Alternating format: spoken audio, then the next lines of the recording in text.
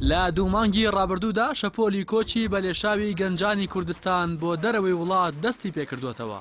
ئاری جەلال سەرۆکی دەستگای لوتکە بۆ کاروباری پەنابەران بە پەیامی ڕاگەیاند لە ئێستادا نزیکەی 1000 کەس لە گەنجان و هاوڵاتیانی هەرێمی کوردستان بە تۆمەتی بەزاندنی سنوور لە زیندانەکانی تورکیادان.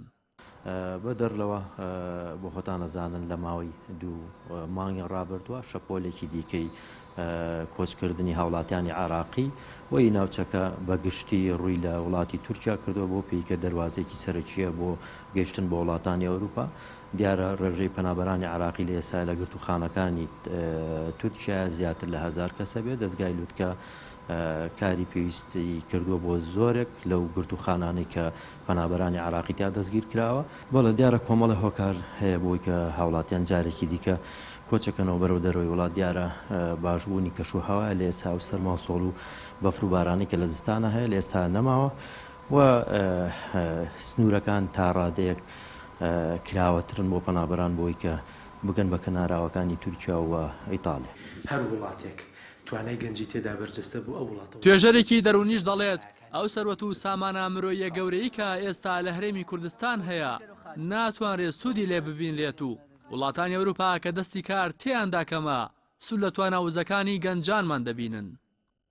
سەروەتی مرۆیی سەروەتی عەقڵی ئەوەی کە پێی دەوترێت سامانی مرۆڤایەتی گەورەترین سامانە لە ژێرخان و سەرخانی وڵات گرنگترن لە نەود لە ئاڵتون لە هەموو شتێک گرنگترە. بۆیە هەر وڵاتێک کە توانای گەنجی توانای مرۆیی تێدا بەهێز بوو دەتوانێت پایەکانی دەوڵەتی بەهێزی تێدا لەسەر دروست بکە. گرنگترین فاکتەر بریتیە لەوەی کە ناسەقامگیری سیاسیە. گەنج لەم وڵاتەدا بە شێوەیەکی گشتی لە عێراق بە شێوەیەکی گشتی لە کوردستان و بە تایبەتی لە عێراق هەست بە ئارامی ناکە. هەر خۆشی بوو عێراق بۆتە پردی گواستنەوەی کۆچبەران.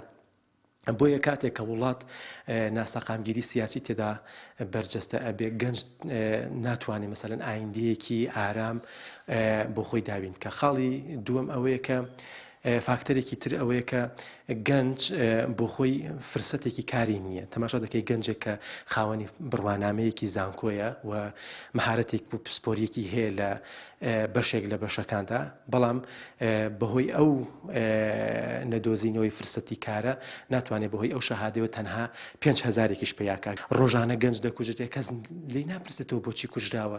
گەنج دەفڕێنرێت دەسووتێنرێ نازام چی لێ ئەکرێت لەسەر شتێکی دیسپلین لە وڵاتەدا یاسا لە وڵاتەدا بەرقەراربوونی یاسا بەسەر هەموو توێژەکانی کۆمەڵگادا وەکو یەک نییە. بەپێیەوە ئامارانی دەست بەیام کەوتووە لە ئێستادا زیاتر لە 20,000 هاوڵاتی هەرێم بەڕسمی داوای مافی نیشتەجێبوونیان لە وڵاتانی ڕۆژئاوا کردووە. هەروەها نزیکەی 15,000 تا 20,000 هاوڵاتیش لە دوورگەکانی بەڵقان و یۆنان و کەمپەکاندا ژیان بەسەر دەبەن و لە چاوەڕوانی گەشتنن بە وڵاتانی ئەوروپا. هەروەها لە سەرەتای ئەم ساڵەوە تا ئێستا 40 هاوڵاتی کۆچبەری هەرێم گیانیان لەدەست داوە کە 21یان تەرمەکانیان گەڕاوەتەوە و 19شیان بێسەر و شوێنن. نالەباری دۆخی ژیان و قەیرانی دارایی و نەبوونی هەلی کار و قۆڕخکاری و دەسوەردانی هێزە ئەمنیە فەرمی و نافەرمیەکان لە ژیانی تایبەتی گەنجان و بەردەوامی پرۆسی بێسەر و شوێنکردن و دەستگیرکردنی هەڕەمەکی بە هۆکارە سەرەکیەکانی کۆچی بە لێشاوی هاوڵاتیانی هەرێم بەگشتی و گەنجان بە تایبەتی بۆ دەرەوەی وڵات دادەنرێت. ڕاستی حەمامین کەناڵی ئاسمانی پەیام سلێمان.